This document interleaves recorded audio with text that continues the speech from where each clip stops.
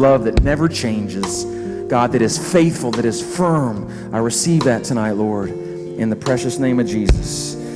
Amen. You may be seated. Thanks, guys. Give it up again for these guys. Weren't they awesome? Thank you. Thanks, guys. Love never fails and never gives up, and man, am I glad for that. I get the pleasure. My name is Al, by the way, and I'm a believer in Jesus Christ, and I'm recovering from drugs and alcohol. And I'm free today because of what God's done in my life and with the help of this program and the recovery steps. And I get to introduce the testimony speaker tonight because I picked him. So I get to introduce Court to you tonight. I met Court almost a year ago, and for those of you who don't know, I teach a class at Salvation Army, and he was in the best side of Salvation Army. He was in the CRP side of program. See, yeah. All right, no, Viper. Give it out to Viper. Come on, Vipers. All right. So, CRP. So we're glad you're here, CRP. And what was interesting, I teach a class on Wednesdays, Purpose-Driven Life, as many of you know.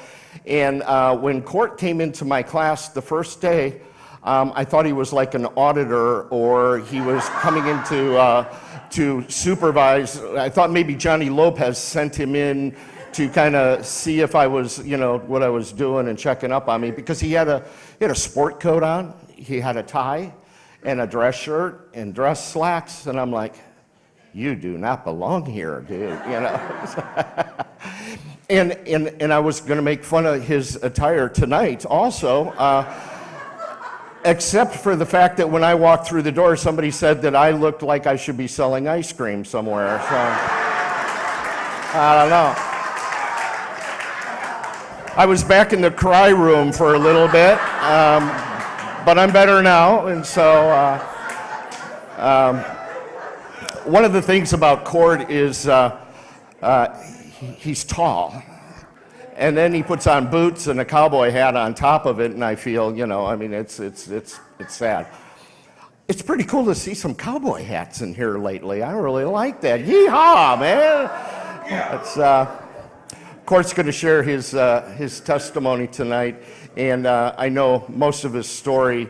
And we talk about our hurts, habits, and hang-ups, and there's some pain in Court's story, and there's definitely some bad habits, but I'll let him tell you about the hang-ups he's got. So would you give a big Celebrate Recovery welcome to Court?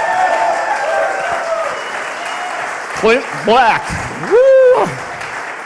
Brother.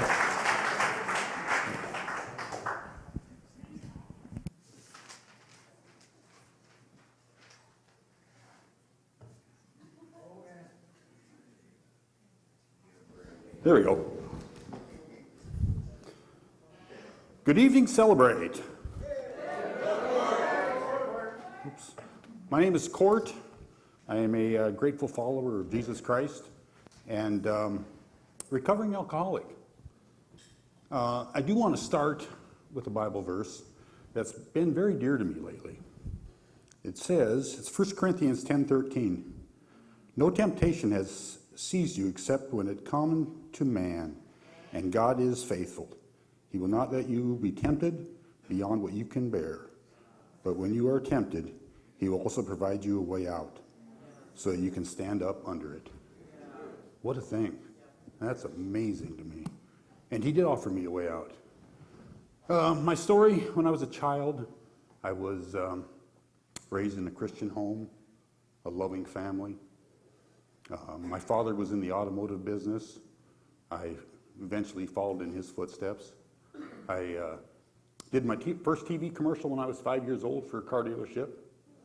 I went to work at 10 years old for my father 5 days a week. In the summertime, I went to work with him and I went home with him. I sold my first car when I was 12 years old. I wish I could remember what that was, but I don't know. Anyway, the car business was my calling in life. I loved it. I was also an athlete. I was a bull rider. An interesting story about a bull rider is I became a bull rider because the cowgirls liked the bull riders. What I didn't realize was they liked the bull riders that stayed on top of the bulls, not the ones that fell off. I fell off a lot. I started training quarter horses, showed them nationally. I've had 26 national championships. I personally have held 7 national records, and I still hold one today. I was a ski racer. I played football. I played basketball. I played track. I ran track. College scholarship. I got married at 20 and had 2 beautiful daughters. Life was great. Life was incredible. Except I was never happy. I didn't realize that, but I wasn't. My alcohol didn't start till later on in life. I've heard so many testimonies and so many stories that I've talked to a lot of people in here about when they were 8, 9, 10 years old.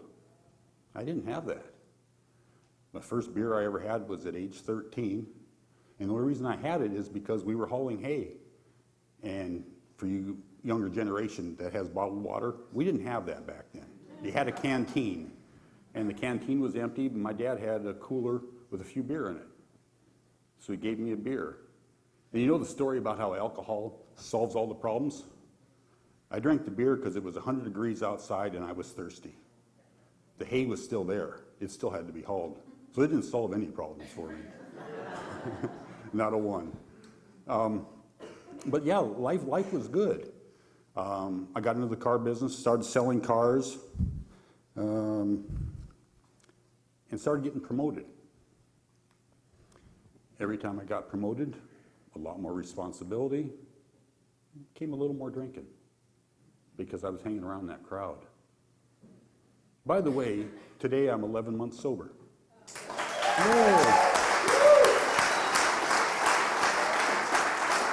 I was talking to a friend of mine this morning who I told him, I said, I'm 11 months sober today. And he said, you're not only 11 months sober, you're 11 months in recovery. And that meant so much to me. And I appreciate that. Thank you. You know who you are. Let me see.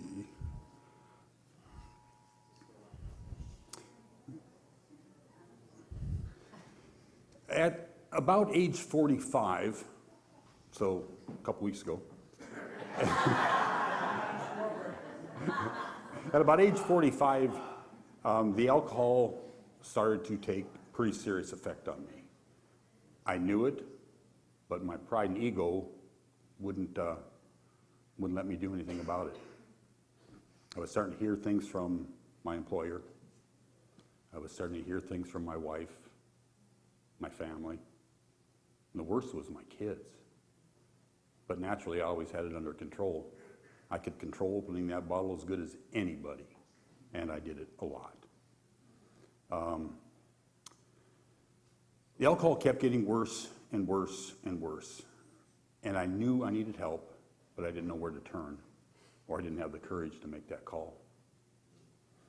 Then, January 12th, 2014 came. 10:48 p.m., I get the phone call every parent fears. My daughter took her life. I thought I was in trouble before. I hadn't seen anything like that. That's when the downhill really started. And I didn't know what to do. Finally, someone said, you need to get into rehab. So I decided to do it. I thought I'd give it a try. Went to a 28-day rehab. I lasted about 30 days after I got out. Wasn't worth it. Of course, I didn't get a sponsor. I didn't go to meetings. There was no Celebrate. I didn't go to church much. I forgot to turn my will and my life over to God. That step 3 thing they talk about, yeah, I didn't care for that one that much. Split up from my wife. Was trying to get sober by myself. We know how that works. It didn't. Went to my second rehab in 2015. I was committed this time. I pulled up to the rehab. It was 220 miles away from my house. So when I got to this strange town, I had to find the place where it was. I found the place, went to a liquor store, bought a bottle of whiskey, went to a little Quick Way, Circle K, whatever, and got a cup. Put the bottle of whiskey under the seat of my vehicle and the cup in the center console. I graduated with high honors. I was a chameleon, nobody knew. 15 minutes later, that bottle was open. Yeah, that's commitment, huh? Life kept going downhill. Finally, I decided to do the geographic change. That would fix it. So I moved to Sarasota, Florida. Took a little time off, so I had more time to drink. So it's time on the beach. Thought life was great. Of course, it was killing me inside. Ooh, I'm gonna back up. Back in October of 2015, I checked myself into a hospital up in Montana. I thought I was dying, and I literally was. Alcohol poisoning, my heart was giving me problems. I remember waking up in the hospital bed and my parents being there, and the doctor talking to me and saying, "You're gonna die unless you fix it." I remember my father leaning over and giving me a kiss on the forehead and telling me he loves me. And he walked out of that hospital room. I found out 6 months ago, he thought that's the last time he'd ever see me alive. Next time he saw me, he'd be in a coffin. I get to Sarasota, and I'm lost. I don't know a soul here. And I just keep drinking. I'm watching TV one night, and a commercial came on for Passages Malibu. Bingo, there's my answer.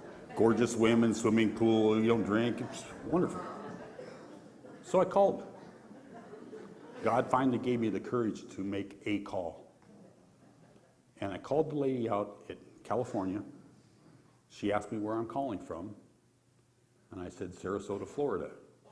She said, "You know you're calling Florida, or California," and I said, "Yes." She said, "Why don't you go to the Salvation Army?" Smart guy like me, right? Why? I'm not homeless. I don't know where I was, but I sure wasn't at home. I said, "How do I get a hold of him?" She looked up the number and gave it to me.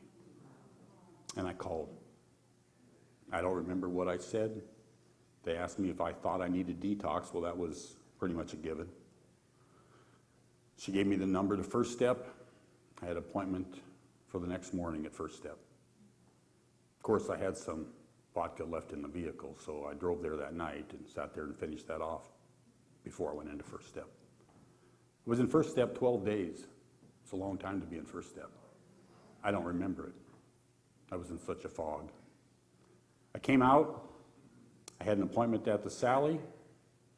Went and met with, and I don't remember who I met with, but I had a long process to go through to get in. It took me 4 days sleeping on the cafeteria floor. I knew I didn't want that anymore, but I didn't know what I was going to get.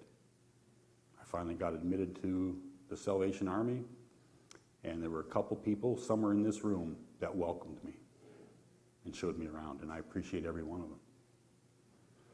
I got a sponsor. My sponsor is here tonight. Love you very much. My sponsor told me that what I needed to do was get a piece of paper and sit in the front of the class. I thought, this guy doesn't know a thing. But I did.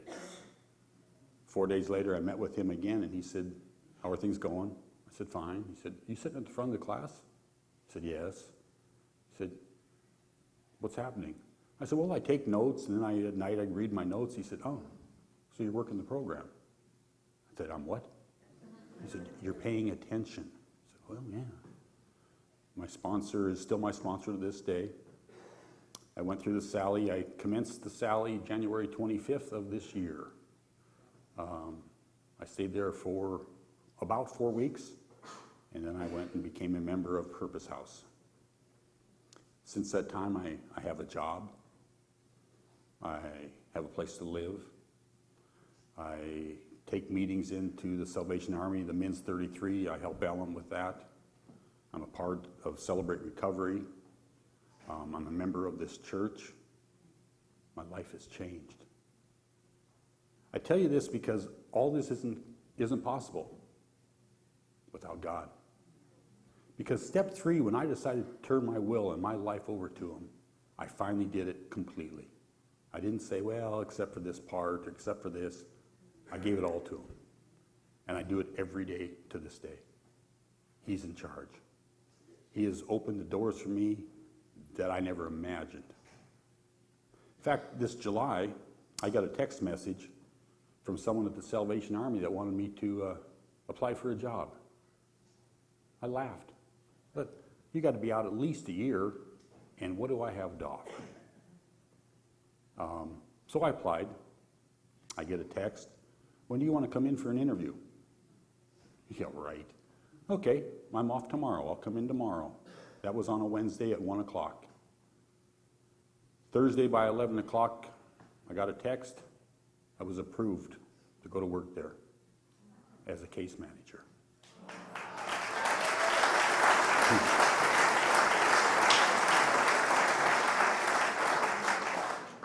That door didn't open by itself. God did it for me. And God gets all the glory for everything I do in my life right now. I owe it all to fellowship. Some of the people in here, surrounding yourself with good people, to you new people, that's what you need to do. Turn your will and your life over to God, give Him the glory, and surround yourself with very good people. And you will do amazing things with your life. Today, I love my life. And at first, when I was in the Salvation Army, I listened to those people say, if you want what we got, I didn't know what they had, you can do it. And they never thought life would be this good. Well, I'm here to tell you, my life is outstanding today. And God gets all the glory. Thank you all for letting me share. I love you all very much.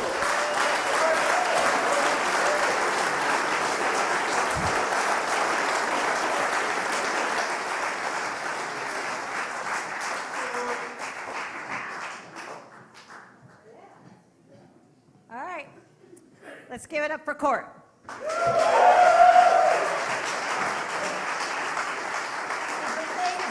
It was amazing, right? Look at this. Somebody gave me this. What does it say? You are amazing. Yes, you are. You are amazing. I love this. I'm going to hang it. Someone else gave me another plaque, and then I got this other thing that I got to stick on my door. It says, have an amazing day. So I bring it into work now, and they're amazed, really. I am this way everywhere I am. So they're like, oh, gosh, here comes Christy again. All right. My name's Christy. I'm a believer in Jesus Christ, and I celebrate recovery from drugs and alcohol. Hey everyone, my name is Patrick and I'm a believer in Jesus Christ and I'm celebrating recovery from alcoholism and drug addiction. And we have the honor of doing the chips, and so we're going to do that. And anybody that is celebrating, we want them to come up. I better move my amazing sign. Somebody will stumble over it. Put it right here because everybody that's coming up is going to be amazing. All right, so we have a blue chip for anybody that wants to surrender to this program, that wants to start a new way of life. Anybody for a... Okay.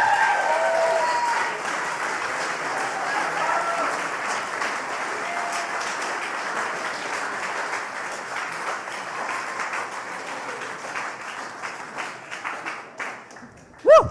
All right. Anybody else? Blue chip. All right. Red chip for 30 days. Anybody have 30 days? Really? Wow. All right. Green for... I have to have notes because I smoked a lot of crack. I'm not kidding. I do this over and over again, month after month. I couldn't tell you what it says. All right. I wrote it down though. Green chip for 60 days. Anybody with 60 days?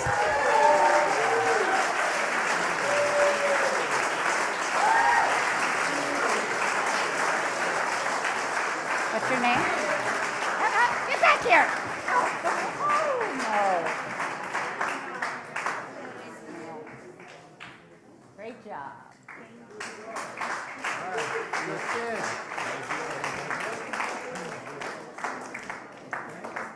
All right.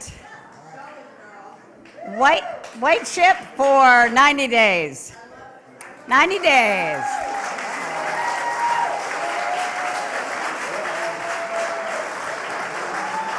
Two girls, two boys. Boy first. Congratulations! Give me a hug. Yay. All right, say you guys' names. Sorry. Names. Jenny. George. Mitch. Ashley. Who else came up for one? Say your name. Come on. Scream out. Is it you? I do. Hi. That's Ashley. Thank you. All right. I didn't have that part about the names written down. I'll put it on here. All right. Yellow for 6 months. 6 months right now.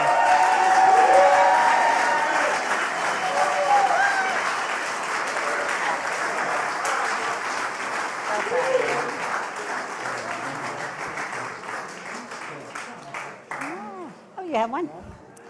Yay! What's your name? Kate. I knew that. All right, black for 9 months. 9 months. Yay!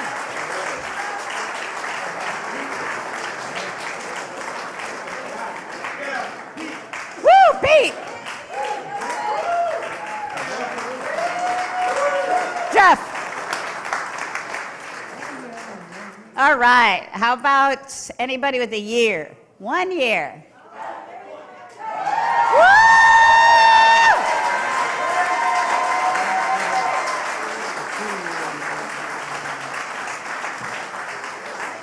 What? Dana!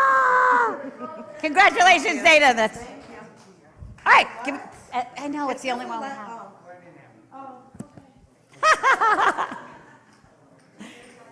Anybody with multiple years?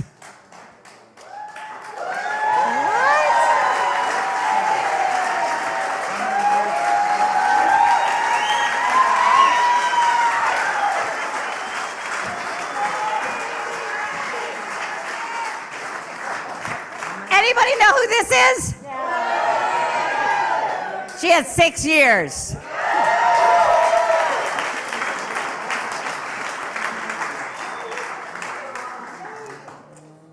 He's looking.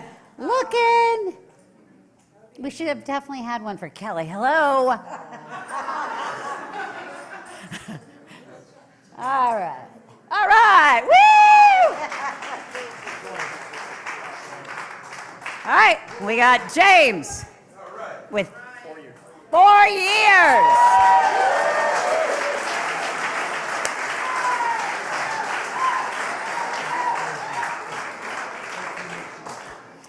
All right, that was amazing. Now I'm going to call up AJ. Come on up, girl.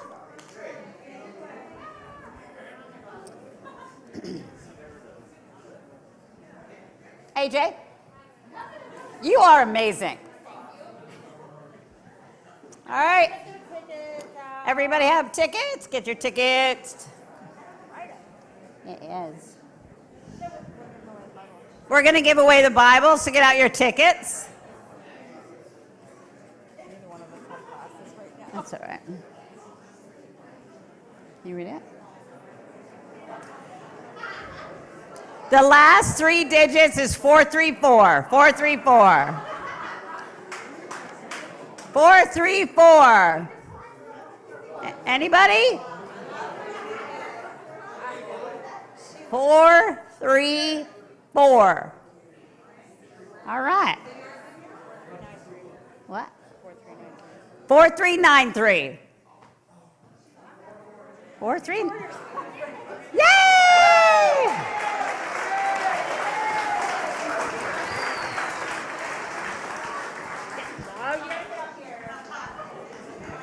And what's your name?